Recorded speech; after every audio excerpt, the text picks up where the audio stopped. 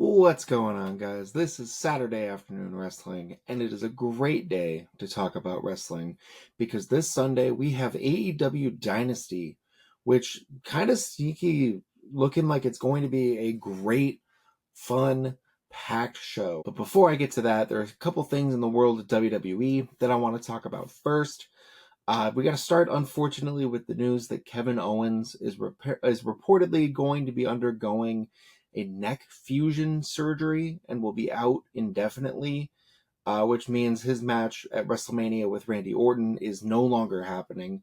We found this out on SmackDown Friday night. He came out and cut a promo, and it's so funny because he's one of those performers where, like, the whole time watching it, and after the fact and everything, I was kind of in the back of my mind, like, is this a work? Like, is he gonna like swerve us and take out Randy Orton or something crazy? But it was all played extremely straight. There were like small moments as well between him and Randy Orton where you could kind of see like a little bit of like respect or like, hey, like take care.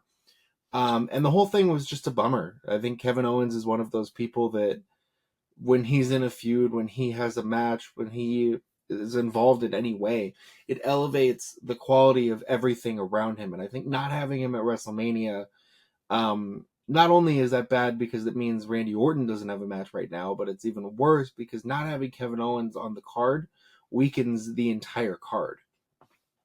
So hopefully this is something that he can receive treatment for and recover fully because we need him in WWE doing his thing. And if he had this injury during the Cody Rhodes match at Saturday Night's Main Event or the Sami Zayn match at Elimination Chamber, I don't know, like that's crazy to think about if he was dealing with neck issues or injuries or things like that and doing the spots that he did at the Saturday Night's Main Event, the Royal Rumble with Cody Rhodes, and then that Elimination Chamber match, that brutal match with Sami Zayn. So who knows, but he is absolutely someone who gives his all, and I really hope nothing but a speedy full recovery for him. And it does unfortunately also leave Randy Orton now without a WrestleMania match, which does not feel like it's going to stay that way for long. He RKO'd Nick Aldis to end the segment, kind of planting seeds there. Maybe Joe Hendry was on Twitter, like kind of putting his name out there, which I mean, he kind of is always out there putting his name out there. But that'd be an interesting one to see too. If they could get, the TNA World Champion on WrestleMania, that'd be kind of crazy. But I don't think they're gonna go with nothing for Randy Orton. It's just a bummer that it's not going to be this match. There were a couple other WWE things too I want to hit really quick. They finished their European overseas tour this week. They were in London for Raw, so Raw started at like 12 o'clock in the afternoon, my time. This beautiful thing. I had the show up right here while I was working. It was wonderful. I wish that was every week, but it was another really good show. It was another really strong crowd, which kind of like skews how I view the shows anyways. When the crowd's going crazy, it just makes everything seem that much better. But there was a John Cena Cody Rhodes promo, which was kind of how the show kicked off for 3 weeks straight. But this one was a little different. Cody came out and interrupted Cena before he could even talk, and they just kind of went right into it. They went right at each other, which is brutal back and forths, and I'll talk about it a little bit later. But there's a difference in going off script. There's ways it can go. There's ways that taking personal shots can go. And this Cody Cena one was compelling to watch compared to the Charlotte Tiffany Stratton promo from SmackDown Friday that was compelling to watch, but kind of for different reasons. So this Cena Cody promo was great though. Cena called out Cody and said basically he's a knockoff and an imposter, and he knows the real Cody because they drove around together and traveled together so long when Cody was younger and when John Cena was full time. And so knowing how Cody really is, he can't let this fake, cheap knockoff Cody, like that's just essentially copying others, be the champion. So he's got to be the champion and take the belt away so that there's no more real belt in wrestling because there's no more real deserving champions.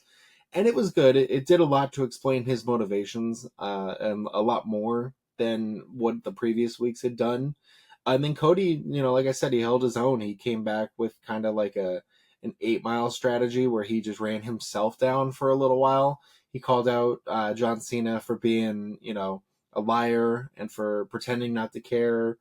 They had a great exchange where he said, John Cena's like, I'm going to take you out. Like, I'm going to expose you. And then as he's leaving, Cody Rhodes is like, well, which one of us have they chanted you can't wrestle at? And it was great. It was a great segment. It's done a lot to build this feud. And now, apparently, John Cena doesn't have any more dates until WrestleMania. So I don't know what's going on with that. It's clear they've backloaded whatever this retirement tour is going to be, because he said, I think originally 36 dates was what he announced over the course of the year. And I think he's only done like 6 or 7. So they have a ton left to work with, not including the match itself. So I'm really hoping that we continue to get some good stuff between these guys, because honestly, that's where the feud is. Cody's really good at selling a feud by himself. He's probably the best right now in WWE at being able to hop on a mic and create a compelling story without much help on the other end. We watched him do it all last year through the Roman Reigns Rock build.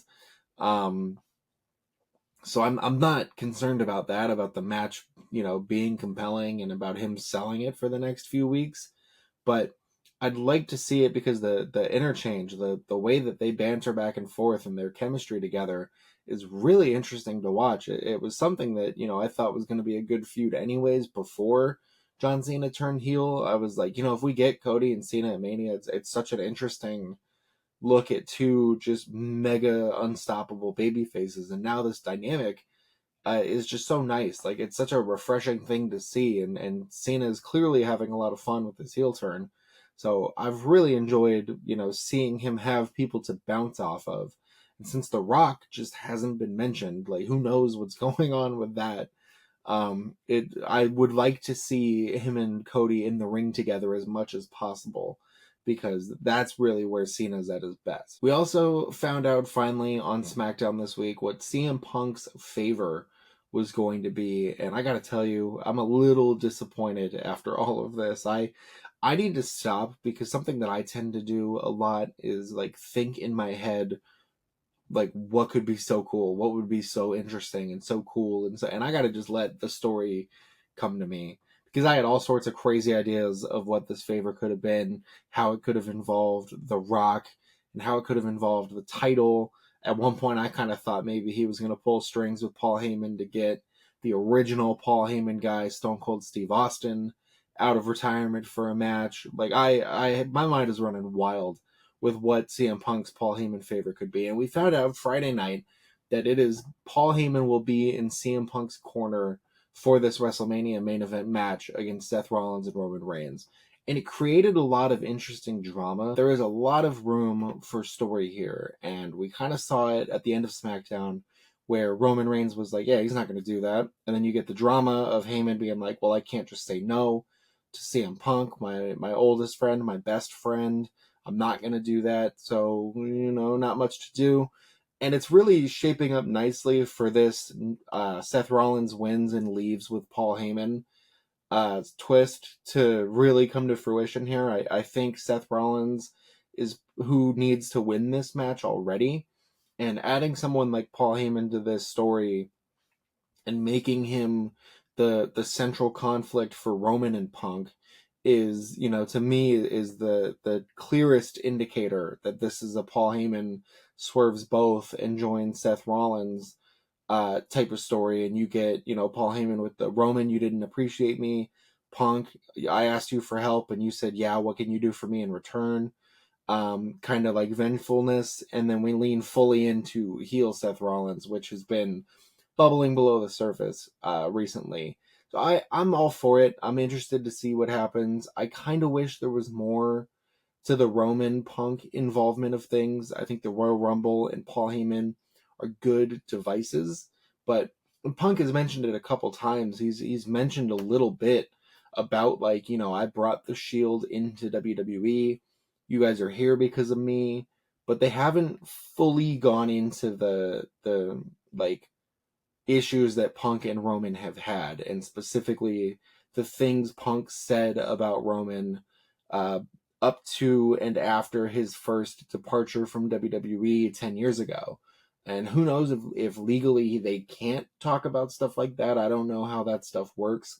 But there's plenty of things Punk has said about Roman Reigns that could be used in this feud right here. Whether it's to make things feel more real, whether it's to add more layers or depth to the story. And so I feel like they're missing an opportunity to get even more between the two of them, two of the biggest stars in the company. Three, honestly, including Rollins, but we already know the tension between Punk and Rollins.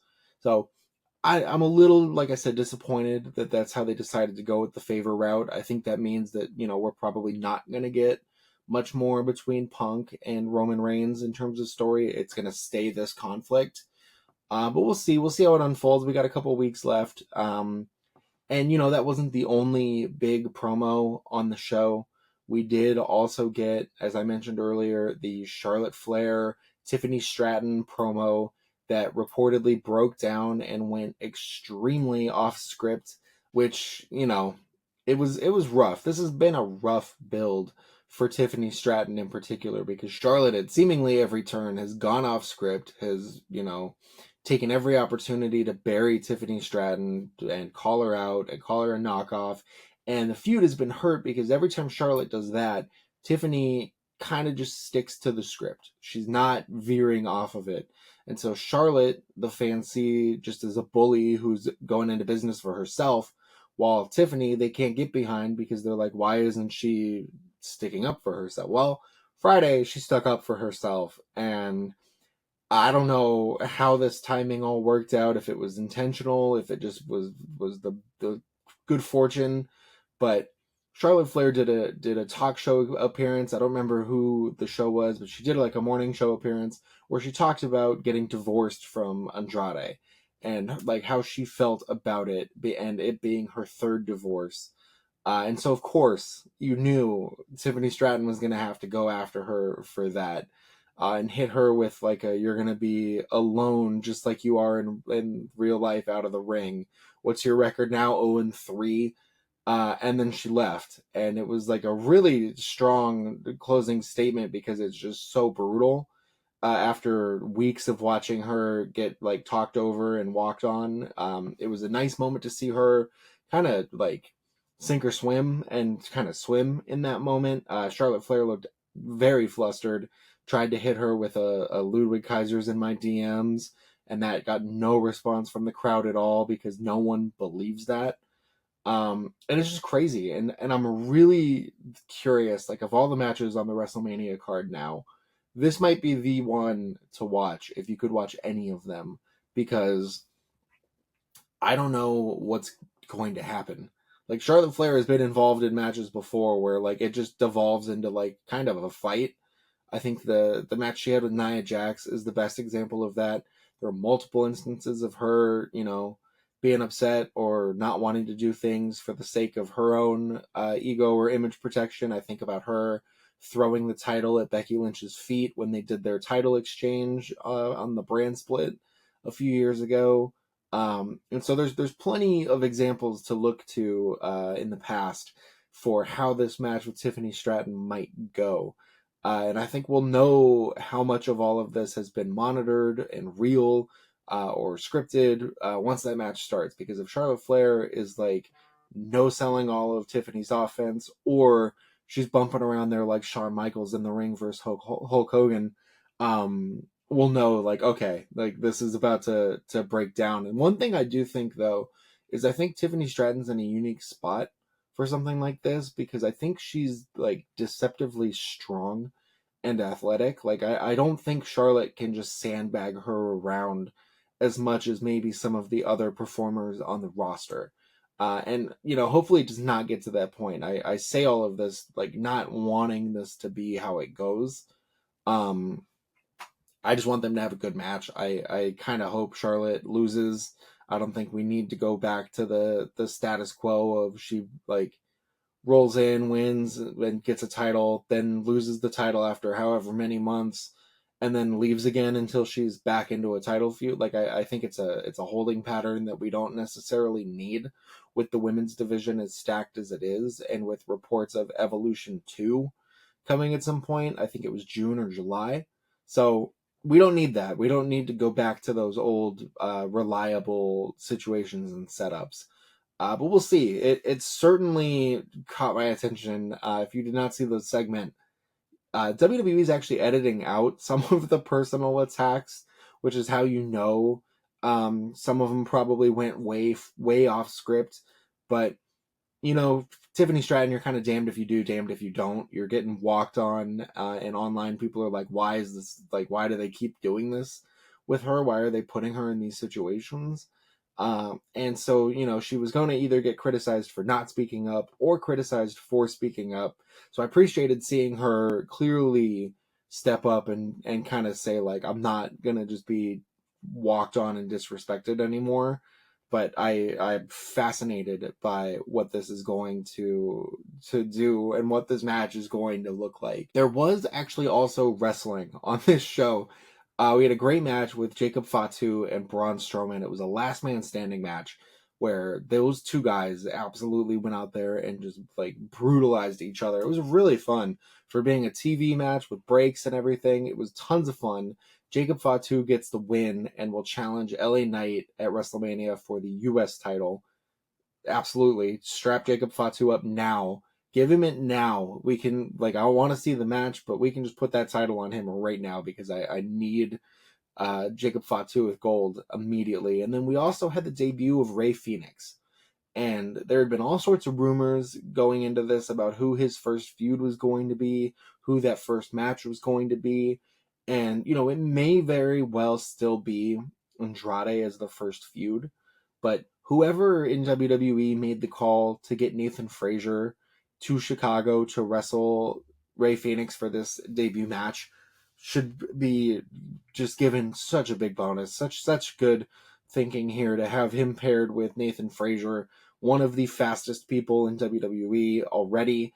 And it was a perfect introductory match for Rey Fenix and what he can do. There was a couple instances where it got a little out of control. They were moving almost too fast.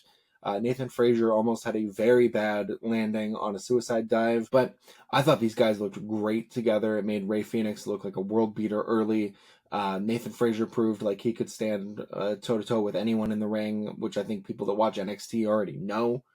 It was a great introduction. I think Rey Fenix's presentation was awesome. There's enough similarity to Penta in his branding, in his merch, and in his entrance that you get the connection without it being over the top. Like this is someone's partner. Like I think this move to have both of them have unique identities that are just similar enough is going to be a huge boost for them, and I'm very excited for when they do finally team up. But if the booking for them separately stays this compelling, I'm all behind this for as long as possible as well. I hope both get fun things to do at WrestleMania because they absolutely are the types of performers that could show out in a big spot, in a big match. And I think that's everything for WWE. If I missed anything, please feel free to drop a comment below, email in, anything like that, and let me know. But I think that's everything I wanted to hit from the week. So we have AEW Dynasty on Sunday, which, like I said, is another absolutely stacked card. It was looking like a good show already, and then they added like 5 Owen Hart tournament matches to it. So we've got another very long card. It is 11 matches as of now. I'm recording this Saturday morning before Collision, so if anything gets added last second, I apologize, but here we go. I'm going to go Wikipedia order from the bottom up, and we have got first Hangman Adam Page versus the Wild Card in the first men's Owen Hart Cup tournament quarterfinal match. And I can only guess that wild card is going to be Josh Alexander, who it's already been confirmed has signed with AEW. He has not gotten the Is All Elite graphic yet. He has not been talked about at all. Saving him as a wild card makes a lot of sense for that then. I'm very interested to see what Josh Alexander and Hangman Page look like in a ring together. and I'm excited to see Josh Alexander in this company. TNA, I don't watch enough TNA. So I'm not super familiar with his recent run of work outside of a few matches here and there, but I do think he's like the perfect kind of style and fit for AEW. It's interesting to put him here because I think Hangman Page running to the final of this tournament is kind of a certainty. But regardless, it's going to be a great match. Then we have the next listed Owen Hart Cup tournament match. It is Kyle Fletcher versus Mark Briscoe, which is a sneaky one too. I think these guys have wrestled a couple times before and recently, but these guys they're an interesting blend of styles, and it works really well every time they're in the ring. So I'm gonna say I think Kyle Fletcher is going to win this. But I think this is going to be a sneaky good match, especially if they get like 10 to 15 minutes to tell a good, compelling story and let Mark Briscoe get his comeback spots in, because those guys, for whatever reason, they just work well together. Then we have the first women's match for the Owen Hart Cup tournament listed, and it is Julia Hart versus Mercedes Moné. And this one is really interesting. This is interesting for a first round match because I would think that you would want Julia Hart to advance with the return run she's been on. The Hounds of Hell have been booked very strong. I don't think she's lost yet since she returned from injury, but I don't think there's a way Mercedes Moné loses this without outside interference. And I don't know who would be interfering at this point because I don't think there's any like huge feuds already set. It would have to be like a return or a surprise to interfere and to help Julia Hart win this. And I just don't see it right now. I may be way off, but I think this is a Mercedes Moné win. And it's unfortunate. I really would like to see them do more with Julia Hart in terms of like keeping her near the top of these title chases. Maybe this starts a feud between the two of them and they kind of can go that route. But for now, I think this is a Mercedes win. Next, we've got Will Ospreay versus Kevin Knight. It was supposed to be apparently Will Ospreay versus Jay White, but Jay White is going to miss some time with an injury. He's going to need surgery, which is a shame because it feels like he is like just always coming back from injury. And it's such a bummer to see his stop-start momentum here because of it. I really, really enjoy watching him. He's, I think, one of the more underused AEW superstars, so I hope he can have a speedy recovery. But that said, Kevin Knight, Will Ospreay is going to be incredible too. It's another incredible blend of styles here. I think Will Ospreay wins this because I think Will Ospreay to the final is about as sure a thing as Hangman to the final. I really think that's kind of where we're going with this, is Ospreay Hangman. And it's going to be interesting depending on how the world title match goes too. I think that'll dictate a lot as well. Because I think there's two key paths we could go for All In Texas. But I'll get to that. I'll get to that later. There's more matches to discuss. But I think Will Ospreay wins this one. But I think it's a great look for Kevin Knight here. Which also, it's kind of funny that like the reports on Kevin Knight when he signed with AEW and the interest from WWE, the reports were like WWE would bring him in for a tryout. And AEW, meanwhile, signed him and has him tagging with Will Ospreay his first week and wrestling him in a prominent pay-per-view spot that same first week.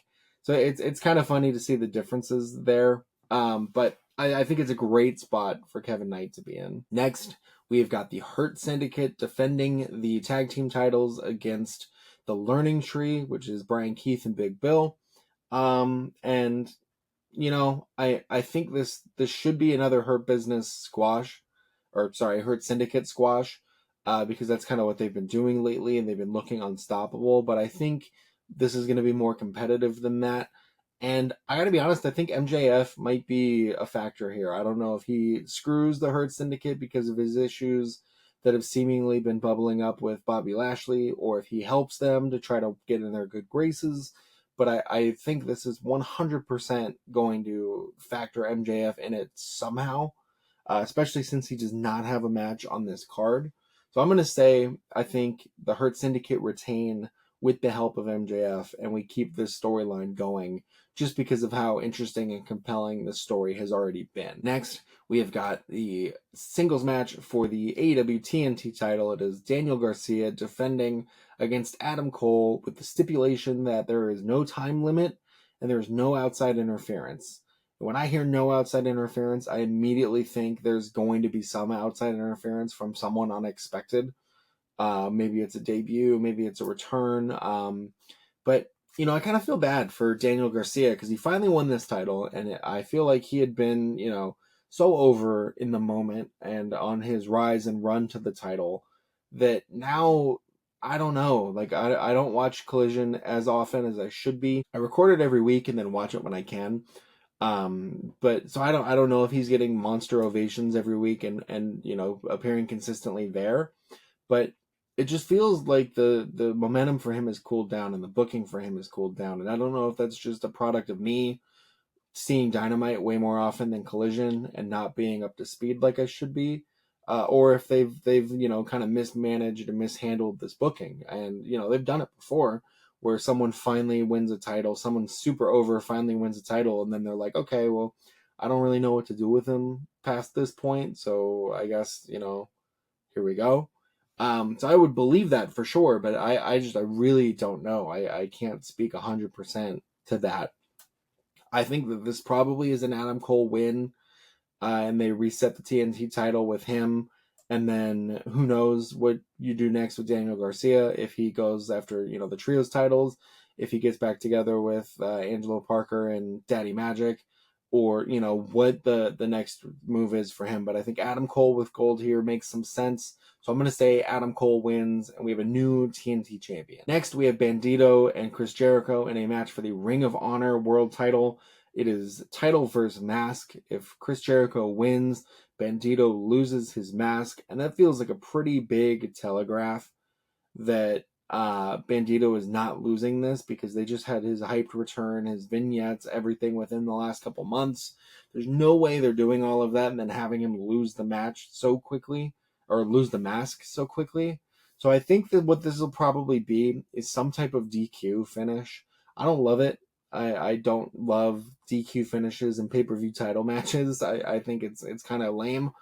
But here I could easily see it because you need Chris Jericho to keep the title. Bandito chasing it a little bit more makes some sense because the story has been brutal, but it's been short.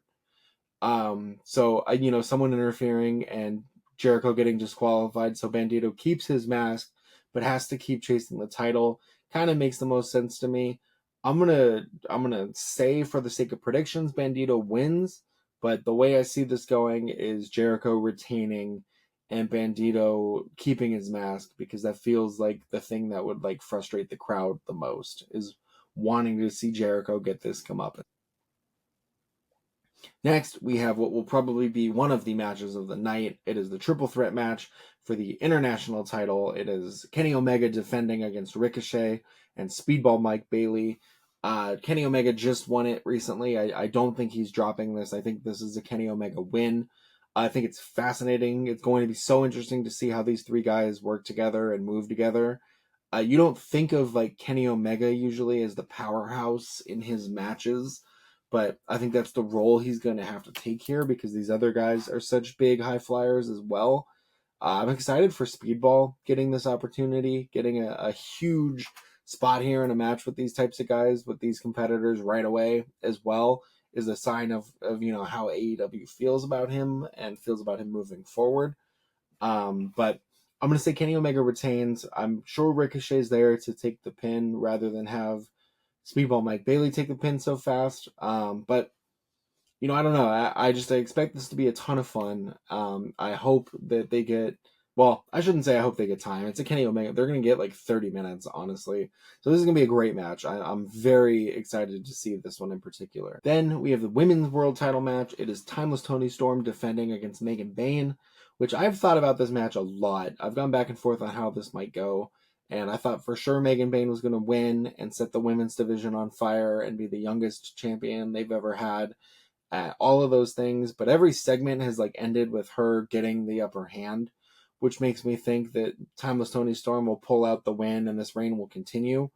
But also, the Timeless Toni Storm character has been so tied to Mariah May that winning the title definitively back from Mariah May and then defending it definitively might be enough for now to put the title on someone else and kind of let Toni Storm go into other storylines that don't involve the title, and just for a little bit. So there's a world where Megan Bayne wins this.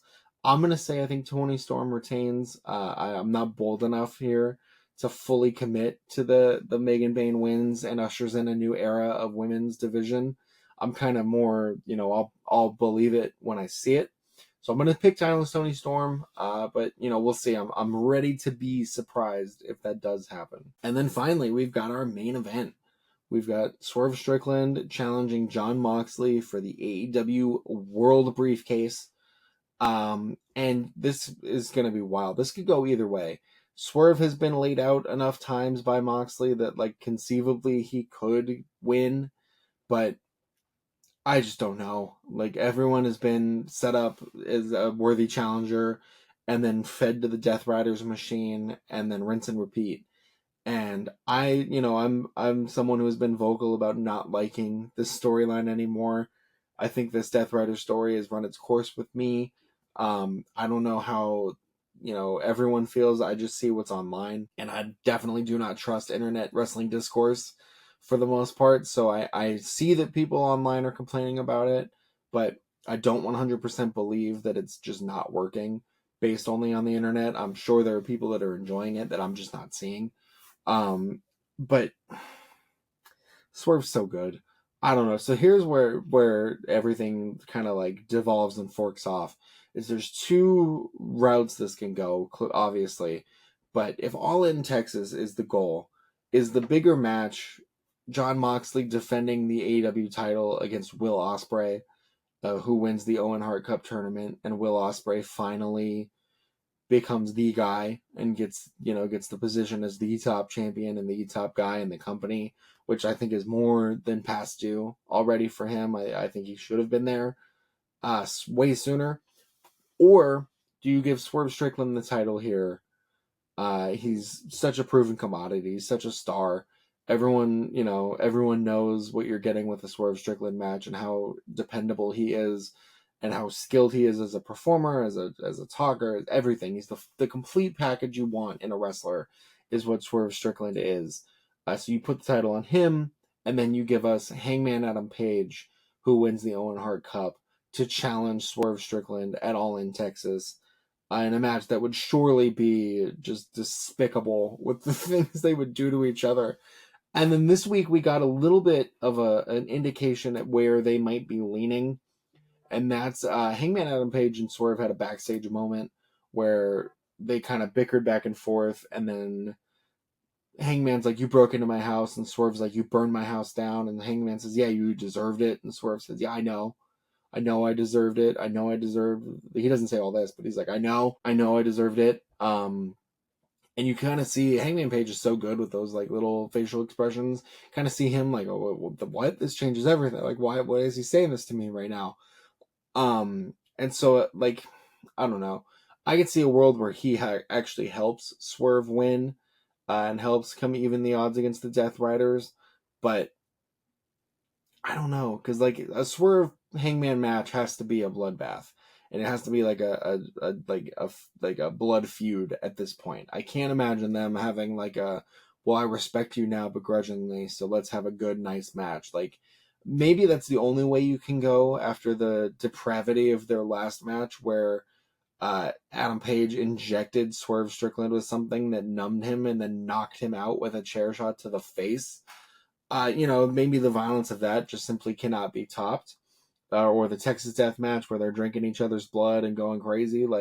There's plenty to look back on if you want to see a vicious Swerve Hangman match. So I don't know if maybe this is the opportunity to go that different route, or if this is just kind of planting the seeds and they're going to keep them away longer. And that's kind of what it all comes down to, is I would be happy seeing either of those stories if they play out the way I have them imagined in my head. I'm going to say Swerve Strickland wins, and we either get Ospreay Swerve and we hold off on Hangman a little longer, or we get Hangman Swerve with some completely new dynamic to them which I trust them as performers to absolutely nail whatever it is, I should say. It's not that I think a one story would be more entertaining than the other. It's more just kind of like it's crazy to see such distinct pathways laid out for them. So I'm very interested to see with this, because it is so clearly two paths that they could go for what is essentially, one of, if not their biggest show now, is All In. Doing it in Texas and the stadium is a huge one, and they need a card and a main event that are going to warrant that and bring those people in. And that's the crazy thing is sitting here with Moxley, Ospreay, or Swerve, Hangman as main events. Both are insanely enticing opportunities and options. But that is it. That is AEW Dynasty card. We will see how everything goes on Sunday. I think that is everything that I wanted to talk about. If I missed anything, like I said earlier, please feel free to comment, email, anything like that at all. Let me know. Other than that, though, I hope everyone is doing well. Hope everyone has a good weekend. Enjoy Dynasty on Sunday, and I will talk to you soon.